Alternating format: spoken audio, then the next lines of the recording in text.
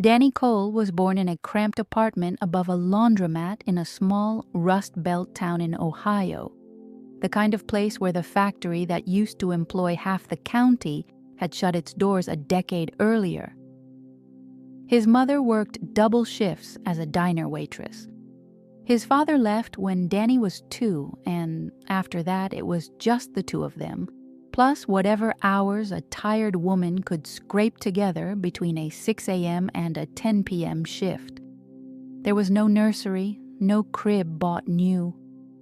Danny slept his first months in a dresser drawer, padded with blankets because that's what fit in the one-bedroom apartment they could afford. His mother kept the heat low in winter to save money, and Danny grew up wearing 2 sweaters instead of 1. Danny understood by the time he was 6 that some things simply weren't going to happen for him. New sneakers, birthday parties, the school trip that cost $40. He didn't resent it exactly. It was just the shape of his life. His mother worked so much that his grandmother, who lived 2 towns over, ended up raising him more days than not, picking him up from school and feeding him dinner most nights. By 10, Danny was doing his own laundry, packing his own lunches, usually a peanut butter sandwich, sometimes nothing, and walking himself to and from school because there was no one available to drive him. He got used to being the kid whose clothes were a size too small, handed down from a cousin.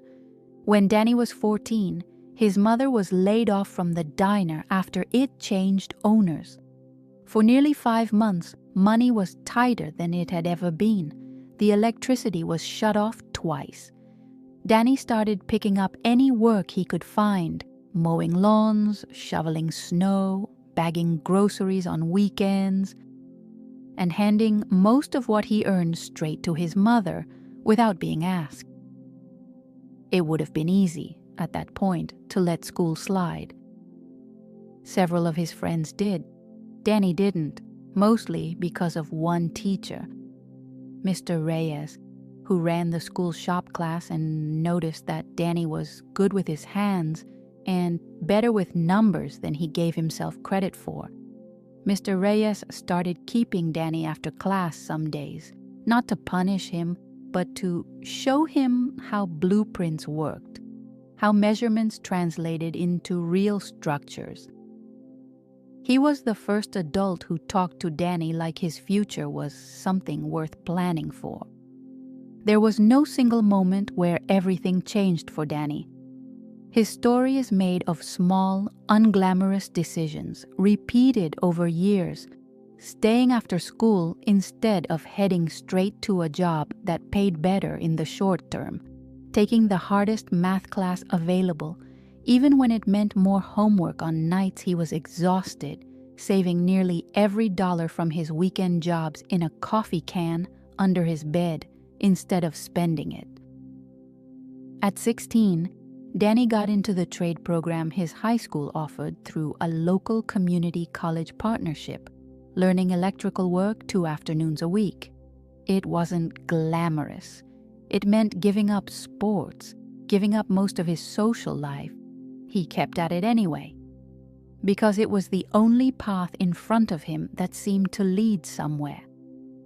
At 18, instead of a 4-year degree he couldn't afford, Danny enrolled in a registered electrician's apprenticeship, earning a small wage while training under a licensed contractor 6 days a week for 4 years straight. The apprenticeship wasn't easy. Danny failed his first licensing exam attempt and had to retake it 8 months later.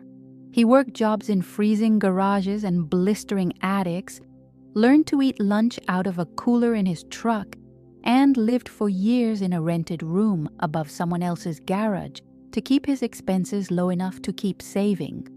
At 24, Danny earned his full electrician's license. At 27, using money he'd saved from years of apprentice wages and a small business loan, he started his own 2-man electrical company, taking on residential jobs that bigger contractors considered too small to bother with. The first 2 years were lean. There were months he paid his one employee before paying himself. He nearly gave it up more than once. But the work was good. Word spread. And slowly the jobs got bigger. Kitchen rewires, then whole home renovations, then contracts with local builders. Danny is in his 40s now. He still lives in Ohio, not far from where he grew up, though in a house he owns outright, with real heat in every room, and enough bedrooms that none of his kids ever had to sleep in a dresser drawer. His company employs 14 people, several of whom came up through apprenticeships just like he did, kids who reminded him of himself. He keeps an old coffee can on a shelf in his office. Not the original one, but one just like it, as a reminder of where the savings and the story started. Danny doesn't describe his life as extraordinary. When people ask how he got from a cold apartment above a laundromat to running a company that employs 14 people, his answer is usually plain. He showed up. He let one teacher's belief in him mean something, and he didn't quit during the months when it would have been easiest to. His story isn't about a single lucky break. It's about a kid who packed his own lunches, saved coins in a coffee can, and made one small stubborn decision after another for years until those decisions added up to a different life than the one he was born into.